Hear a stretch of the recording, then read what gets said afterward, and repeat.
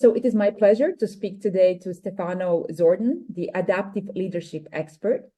Stefano, you have been the teaching assistant of Martin Linsky, one of the two founders of adaptive leadership at Harvard Kennedy School. You have also co-founded the Leadership Institute in Italy called the Adriano Olivetti Institute.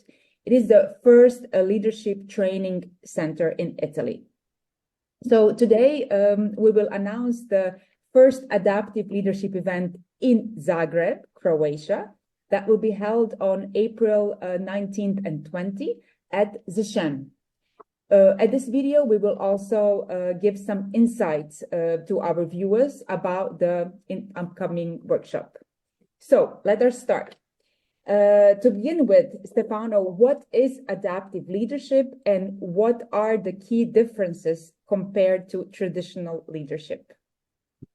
Hi, thank you, Eva, and thank you all. I'm very excited to be here talking to you in preparation for this workshop.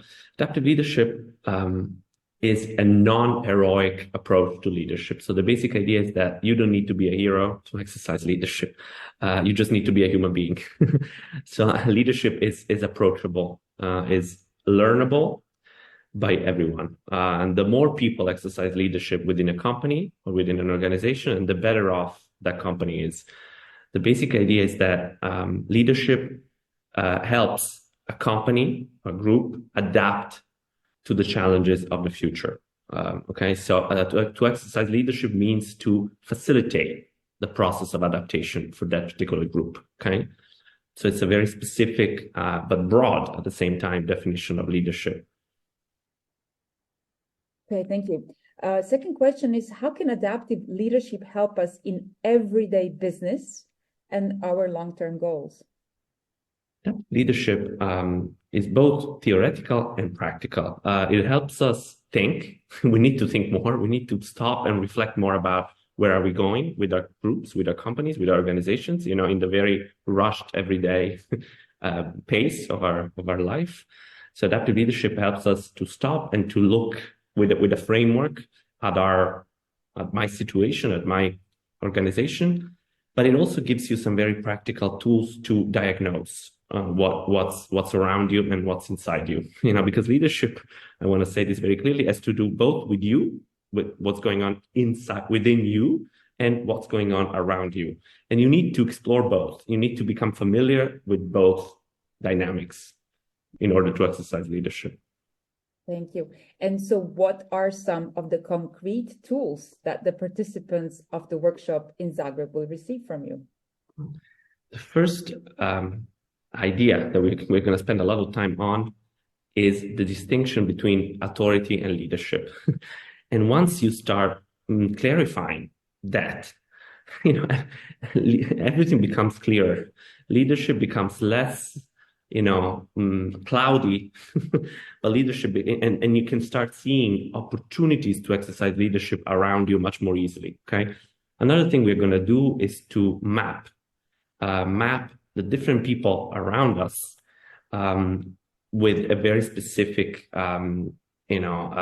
chart that was created at Harvard University precisely to understand why people react in a certain way to your proposal of change. You know, when you want to bring about change, why do people react in a certain way? Why do they resist an idea of change?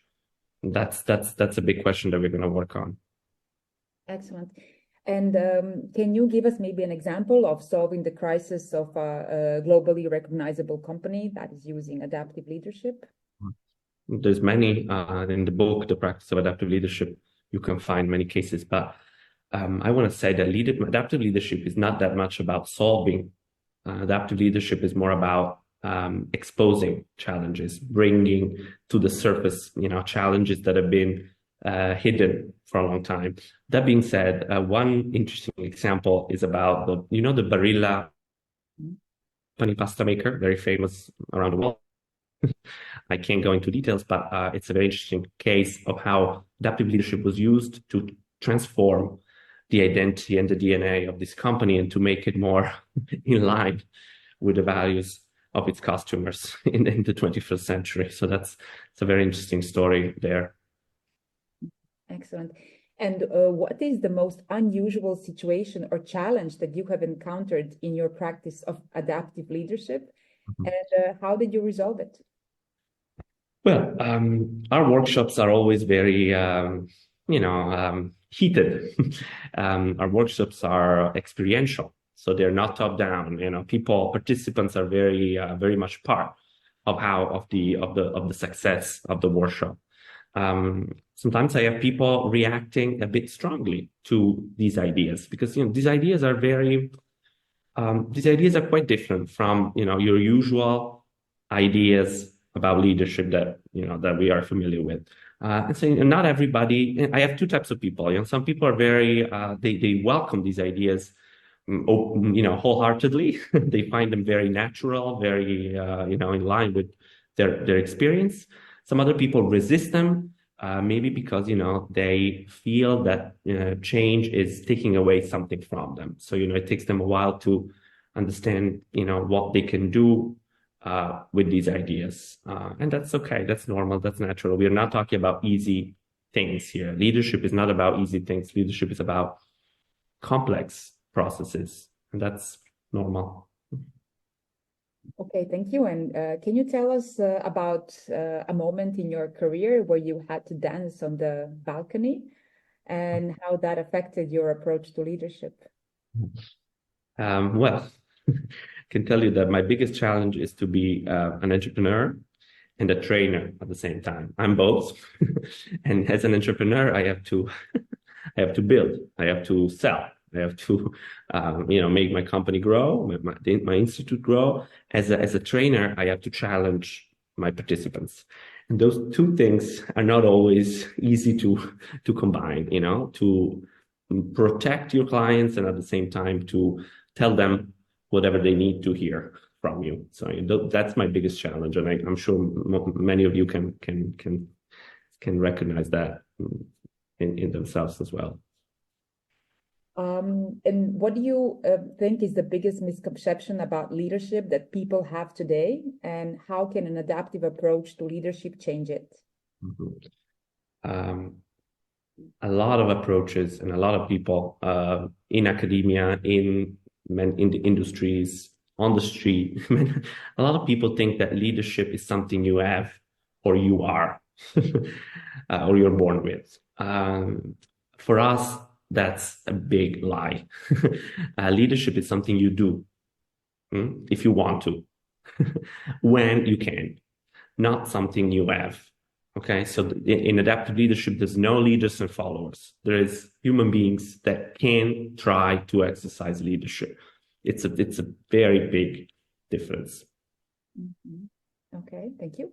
And how can adaptive leadership help leaders in facing current global challenges, such as AI, labor shortages, Generation Z, management, loyalty, economic crisis, uncertainty?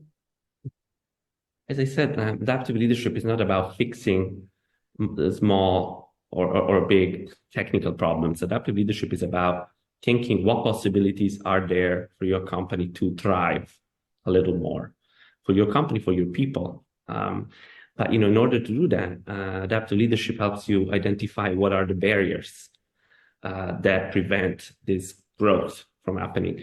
And I'm sorry to say that some of those barriers start within us. So, this work needs to start with you. How are you contributing to a certain process? Are you facilitating a process, or are you working against it? So the work that we're going to do is both very personal and very systemic. Those two cannot be separated. Excellent. Yes. And maybe the last question is, what is the most valuable experience that you have from Harvard, where you were the right hand to one of the two founders of adaptive leadership? Yeah, that's a very tricky question. I was very young, and I was very shy. So, I was used to think that I could not exercise leadership. Sure. And that was my belief for most of the work of the course. It was a semester-long course. At the very end, the professor called me up on stage, and he gave me a possibility to express myself. It was a very, very difficult moment. I was up there for 40 minutes, but that experience in front of 80 people coming from all over the world really helped me realize how even me, with my characteristics, with my traits, I could do something for that group. And a lot of people called me, and they came up to me and said, you showed us that, through your vulnerabilities, you exercise leadership through your vulnerabilities. So that was the moment, the haha moment that really made me decide to go into this. So thank you, Stefano, for the talk, and very happy to see you on the 19th and 20th of April at ZŠEM. See you then. Bye-bye.